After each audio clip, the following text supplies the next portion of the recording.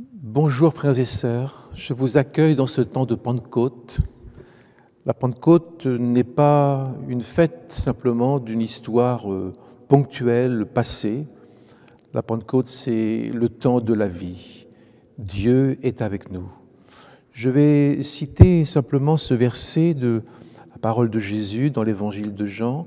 « Je ne vous laisserai pas orphelins, je viendrai à vous. Je prierai le Père, et il vous donnera un autre consolateur, et il sera éternellement avec vous. » La Pentecôte, c'est donc sur le temps. Ce n'est pas un événement, c'est une histoire qui ne se terminera jamais. Nous allons prier le Seigneur. Envoie-nous ton secours du ciel, toi qui nous as tant aimés et qui nous as préparé une demeure dans ta maison, à côté de toi. Et aujourd'hui, ta demeure est en nous, en chacun de tes enfants. Merci pour la présence du Saint-Esprit vivant avec nous. Amen. Il est de tradition de faire la lecture du livre des Actes des Apôtres, que nous pourrions appeler les Actes du Saint-Esprit, tellement tout ce qui s'y passe est absolument remarquable. Et je vais faire la lecture du chapitre 2 au verset 1er. Actes des Apôtres, chapitre 2, verset 1er. Le jour de la Pentecôte, ils étaient tous ensemble dans le même lieu. Et tout à coup, il vint du ciel un bruit comme celui d'un vent impétueux, et il remplit toute la maison où ils étaient assis. Des langues semblables à des langues de feu leur apparurent, séparées les unes des autres, et se posèrent sur chacun d'eux. Ils furent tous remplis du Saint-Esprit et se mirent à parler en d'autres langues selon que l'Esprit leur donnait de s'exprimer. Or, il y avait, en séjour à Jérusalem, des Juifs, hommes pieux, de toutes les nations qui sont sous le ciel. Au bruit qui eut lieu, la multitude accourut, et elle fut confondue parce que chacun les entendait parler dans sa propre langue. Ils étaient tous dans l'étonnement et la surprise, et ils se disaient les uns aux autres, « Voici ces gens qui parlent, ne sont-ils pas tous galiléens? Et comment les entendons-nous dans notre propre langue à chacun, dans notre langue maternelle ?»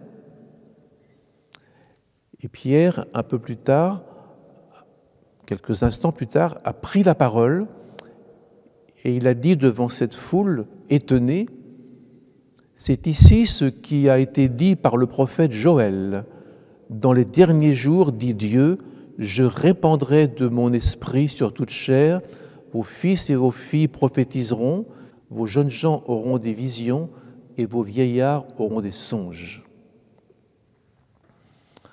La Pentecôte, c'est l'Esprit de Dieu qui est répandu sur les disciples.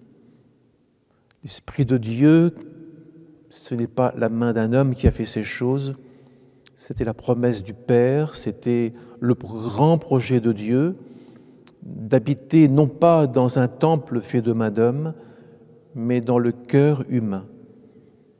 Cet esprit a été souvent annoncé par Jésus quand il disait « L'Esprit est avec vous et il sera en vous ». C'est un esprit de consolation, un esprit défenseur, un avocat, un guide, un consolateur. Mais cet esprit qui vient dans l'être humain, à partir de ce jour-là, dans le cœur des croyants, cet esprit, c'est notre salut. Le salut, c'est quoi? C'est pas simplement chanter des chants le dimanche matin. Le salut, c'est Dieu en nous, par son esprit. Christ en nous. Ça peut se résumer en deux mots. Christ en nous, Mais comme il est en nous, cette présence, elle fait des choses. S'il est en nous, il fait quelque chose. Et s'il fait quelque chose, c'est pour le bien de ceux qu'il a tant aimés avant la fondation du monde. Cette présence de Dieu qui soutient toutes choses et que le ciel ne peut même pas contenir. S'il est en nous, il ne peut pas dormir. Il entend nos chagrins, nos prières, nos chants, nos joies, nos peines. Il fait la transformation, la résurrection de notre être intérieur avant de passer à l'être extérieur. Il y a dans les Actes des Apôtres 2 signes. Un signe, c'est quelque chose qui montre. 2 signes de la présence du Saint-Esprit dans les apôtres, dans la chambre haute. Le premier signe, c'est un bruit, le bruit d'un vent impétueux venant du ciel, c'est-à-dire un vent de tempête, une tornade qui fait beaucoup de bruit et qui a dû réveiller tout Jérusalem parce qu'au bruit qui eut lieu, la multitude est accourue. Pas une brise légère, un vent violent a déraciné les arbres morts qui occupent tant de place dans nos vies. D'ailleurs, le mot « esprit » signifie « souffle ». C'est un mouvement de Dieu. Ça exprime Dieu qui avance et qui nous entraîne avec lui dans un mouvement de progrès, de transformation. Plus près de toi, mon Dieu. Voilà, nous l'avons chanté souvent. Ce souffle de Dieu, cet esprit, nous entraîne chez le Père, dans la maison du Père. Seuls, nous ne pourrions y parvenir. Ce vent représente la marche de Dieu en nous. Dieu avance en nous, ce qui veut dire qu'il apporte des changements, des progrès. C'est l'Esprit du Seigneur qui guérit nos cœurs brisés, qui ouvre nos yeux souvent aveugles. C'est l'Esprit du Seigneur qui promet la liberté à ceux qui sont opprimés, oppressés, prisonniers. Ce vent violent qui a traversé la chambre haute des apôtres ce matin de la Pentecôte, ce vent violent me fait penser au tonnerre, aux éclairs qui ont fait trembler le mont Sinaï quand Dieu a posé ses pieds sur cette montagne pour donner sa loi, son chemin, sa vérité à son peuple, la vérité d'un Dieu qui délivre. Et ce souffle me fait aussi penser à la création de l'homme. Quand Dieu fit l'être humain à partir de la poussière de la terre, il souffla dans ses narines un souffle de vie et l'être humain est devenu vivant. Ce n'est pas qu'un souffle. Le souffle de vie, c'est Dieu, c'est l'Esprit de Dieu, c'est la présence de Dieu. Ce souffle, nous le retrouvons le soir de Pâques, quand Jésus est avec ses apôtres, à nouveau dans une chambre haute, et là, il a soufflé sur eux, et il leur a dit « Recevez le Saint-Esprit ». Il ne nous a pas communiqué simplement son haleine, un murmure dans nos oreilles. Il a soufflé, il a donné le Saint-Esprit à ses apôtres. Et quand je relis cette magnifique page de la vallée des ossements desséchés, vision du prophète Ézéchiel, cette vallée remplie d'ossements desséchés, ce qui signifie qu'il y a eu ici une bataille et que l'armée a été vaincue et qu'il ne reste plus rien. Et devant cette désolation, parce que cette armée, c'est la maison d'Israël, et devant cette désolation, l'Esprit va souffler. Et ils vont se remettre sur leurs pieds, ils vont se redresser. Et l'Esprit va faire revivre ces morts à partir de rien. Ce souffle de Dieu, cette présence de l'Esprit créateur en nous, nous donne la volonté, la capacité, le discernement, une liberté, une joie de vivre. Quand Lazare est sorti de son tombeau sur l'ordre du Christ, Lazare sœur, il était enveloppé de bandelettes. Et Jésus a dit, déliez-le et laissez-le aller. Et je pense que sur nos vies, il y a souvent des bandelettes qui nous tiennent dans la mort, dans la dépression, dans le découragement, et qu'il faut que cet esprit de liberté, cet esprit qui rend libre, souffle sur nous pour nous enlever ces bandelettes, et que le Christ habite dans notre cœur. L'apôtre Paul résume tout ce que je viens de vous dire en disant « Dieu nous a rendus à la vie ». On avait perdu la vraie vie. Il nous a rendus à la vie avec le Christ par le Saint-Esprit. Et puis, le jour de la Pentecôte, il y a eu un deuxième signe, deuxième clin d'œil de Dieu pour nous donner un message, pour nous donner une parole. C'était les langues, c'est-à-dire des paroles. Qui dit langue dit parole. Et Pierre a expliqué que ce don partagé sur les apôtres et sur les disciples et sur Marie, ce don partagé de la présence, une présence partagée, une parole partagée, l'apôtre Pierre dit, eh bien, ce grand miracle va se produire et ce sera la fin des temps. C'est la fin des temps depuis 2000 ans. Mais à la fin des temps, tout à fait à la fin, tout au bout, ce miracle ne va pas se produire dans un paradis, mais dans un temps de catastrophe, d'apocalypse, où le soleil se changera en ténèbres, où la lune se changera en sang, dans un temps où on ne saura plus que faire, mais l'Église recevra la capacité de dire, de parler, d'annoncer un message, et tous ceux qui appelleront le Seigneur seront sauvés. C'est pour ce temps-là que l'Esprit a été également donné. Le Seigneur parlera donc au monde de ce temps, et je pense que c'est notre monde aussi, par les disciples, par des jeunes gens, des jeunes filles, des servantes, des serviteurs. Il parlera au monde par l'être humain, ce qui représente l'importance de notre témoignage. La Pentecôte, c'est, je pense, une fête qui parle de la vocation de l'Église, à parler, à annoncer. Et les gens qui sont venus devant cette maison, la chambre haute, ils entendaient les apôtres parler dans une langue étrangère et ils comprenaient. Je crois qu'il faut que l'Église sache qu'elle doit être comprise. On ne doit pas avoir une langue de bois, une langue incompréhensible. La parole, c'est fait pour être entendue et reçue s'il y a une compréhension. Chacun les entendait parler dans sa propre langue. On comprenait.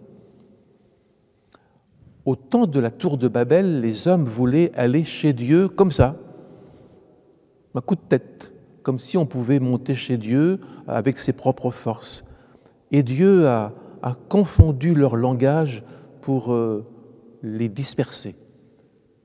Dieu les a dispersés par les langues qu'ils ne comprenaient plus. À la Pentecôte, c'est tout à fait le contraire. Dieu rassemble les hommes en leur donnant de parler une langue qu'ils comprennent. Il rassemble. À Babel, il disperse. Mais que disent-ils, ces gens, pour être entendus? Ces apôtres, ils parlent des merveilles de Dieu. Et les hommes qui étaient là, je vous en parle dans quelques instants, ont compris. Parce que la Pentecôte, revenons au départ.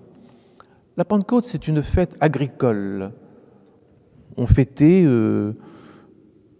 la libération de la terre qui avait souffert par les criquets, les chenilles, par les intempéries, par les cyclones, par les inondations. Et la terre est un lieu de grande souffrance. Et puis le Seigneur avait béni l'année et tout s'était bien passé. Et puis là, ce jour-là, on a porté ces offrandes à Dieu et puis on célébrait le Dieu des moissons abondantes. On remerciait Dieu pour la moisson. Ça, c'est l'origine de la Pentecôte, une fête agricole des moissons. Mais c'est aussi une fête qui invite tous les hommes, pas seulement la terre, les herbes, mais tous les hommes sont invités, car Dieu dit « en ce même jour, je répandrai de mon esprit sur toute chair. Donc, espérance d'un changement, pas seulement pour la terre, mais pour l'être humain. C'est une fête qui nous met devant le Seigneur des moissons. Ça veut dire pour faire un peuple ensemble. Et à la Pentecôte, autre signification, c'est la fête de l'Église. Une nation peut-elle naître en un jour? Et ce jour-là, en un jour, eh bien, un peuple est né, le peuple de Dieu, l'Église de Jésus-Christ. Mais qui sont tous ces gens qui sont venus en entendant le bruit du vent impétueux dans la chambre haute? Qui sont ces gens qui sont des hommes pieux de toutes les nations, Alexandrie, de Rome, de Grèce, de Syrie, de Turquie? Qui sont ces gens? Que font-ils là? Ce sont des Juifs exilés. Ils ont été déportés, ils ont subi des moments difficiles dans leur histoire et ils sont restés dans les pays où ils ont été déportés. Mais à la Pentecôte, ils reviennent à leur source. Ils reviennent à Jérusalem, leur berceau, autour de Dieu. Et Dieu les attend. Et Dieu les attire. Parce que derrière les fêtes de la Bible, il y avait la présence de Dieu qui attirait les hommes à lui. Alors ces gens, ce sont des Juifs courageux, parce qu'il fallait faire le grand voyage. Et puis, ils étaient parfois indésirés, ils prenaient de la place, et puis ils étaient un peu exclus de la communauté de Jérusalem. Ils étaient sans patrie, ils étaient dépouillés de ce qui fait leur plus grand bonheur, par la présence de Jérusalem, ils étaient sur une terre étrangère. Et voilà que, ce matin-là, les apôtres parlent leur langue, comme pour les accueillir. Les apôtres parlaient la langue de la Judée, de la Galilée, mais ils ne parlaient pas le latin, l'arabe, le grec, etc. Les apôtres les accueillent avec un message qu'ils peuvent comprendre, ces exilés du bout de la terre.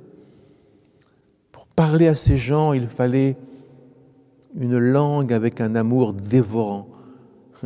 Il fallait une langue de feu pour parler au cœur de ces gens blessés par les événements de la vie, sans force et dispersés au bout de la terre.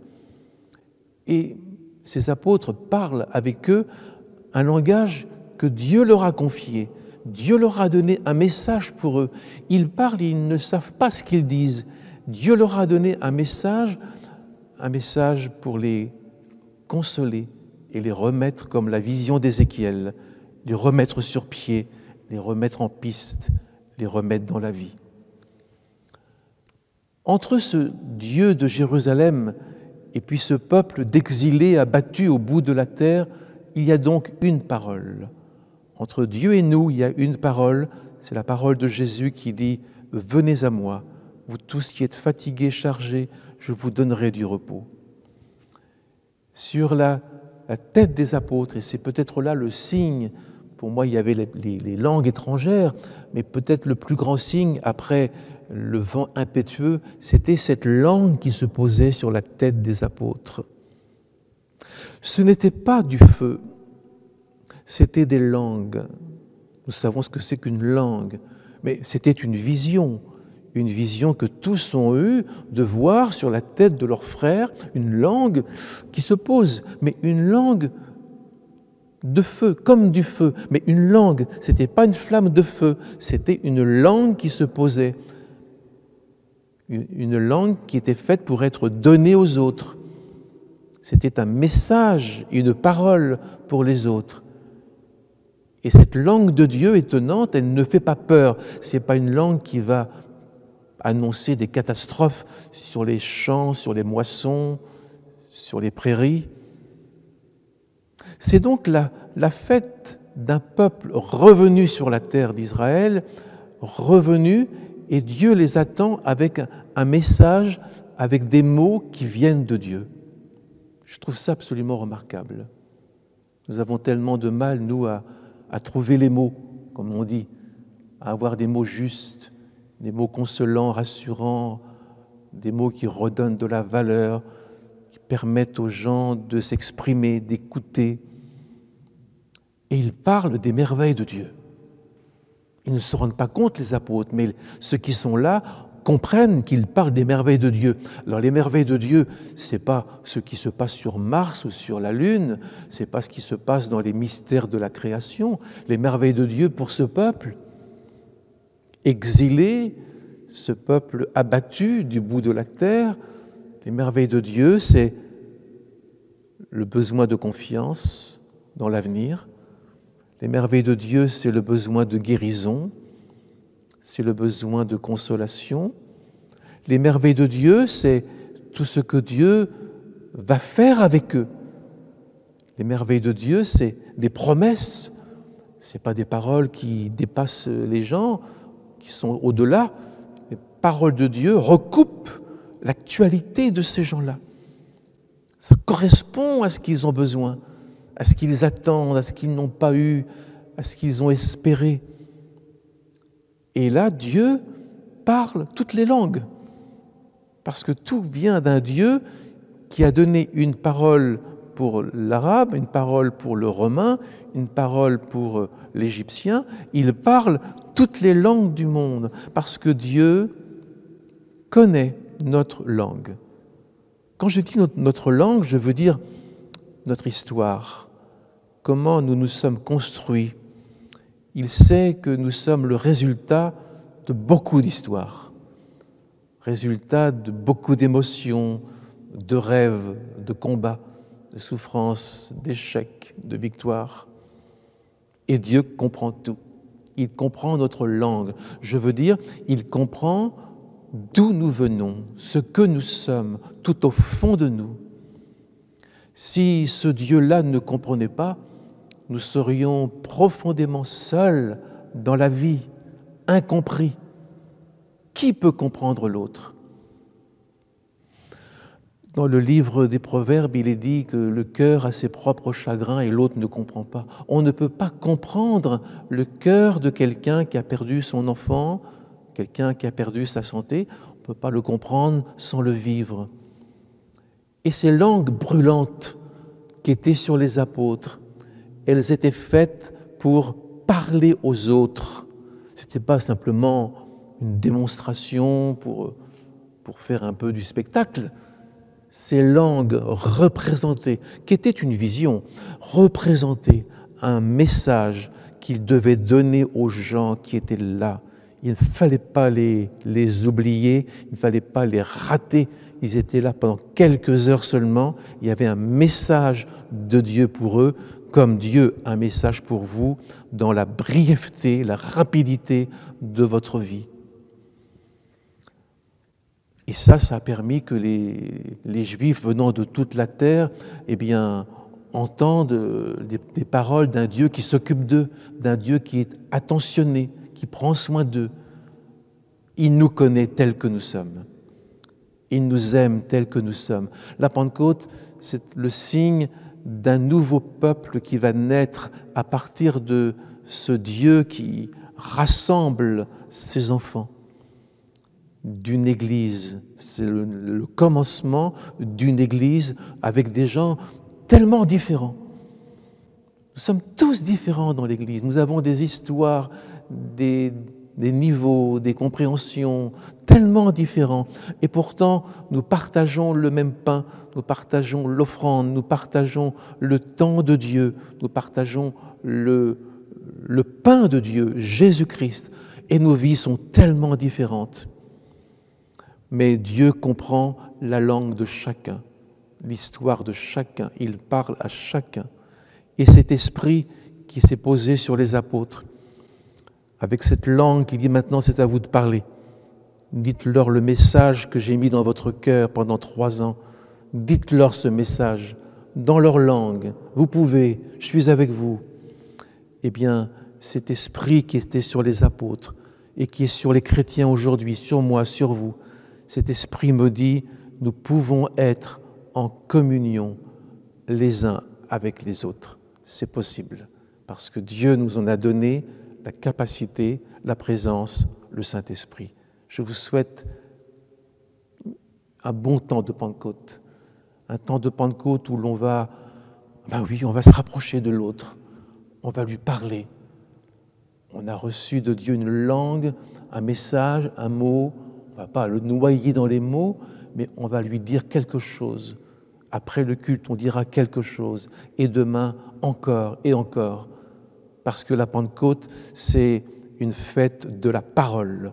Si vous relisez bien le texte, il est question de beaucoup de paroles. C'est la fête de la parole de Dieu qui atteint les êtres humains. Nous allons prier ensemble.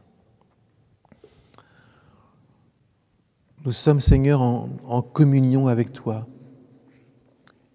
et nous sommes proches des autres.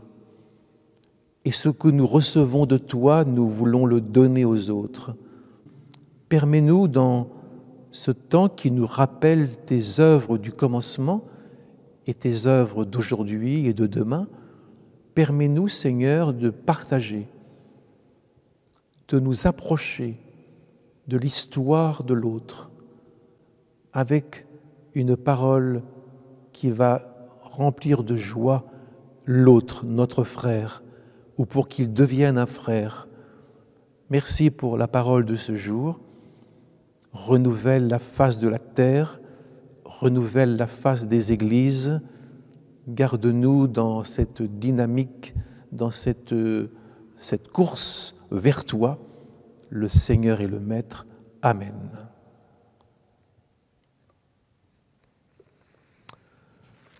Que Dieu nous transforme.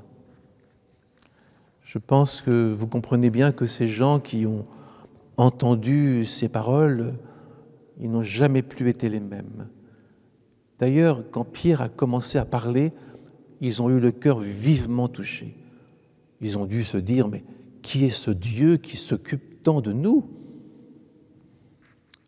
Je souhaite que nous puissions voir des malades du cœur guérir, que nous puissions voir des malheureux se réconforter en entendant les paroles de Dieu. Je souhaite que nous avancions dans l'évangélisation. Je souhaite que vous viviez avec vos enfants et vos aînés un beau temps de Pentecôte. Que Dieu vous bénisse. À bientôt.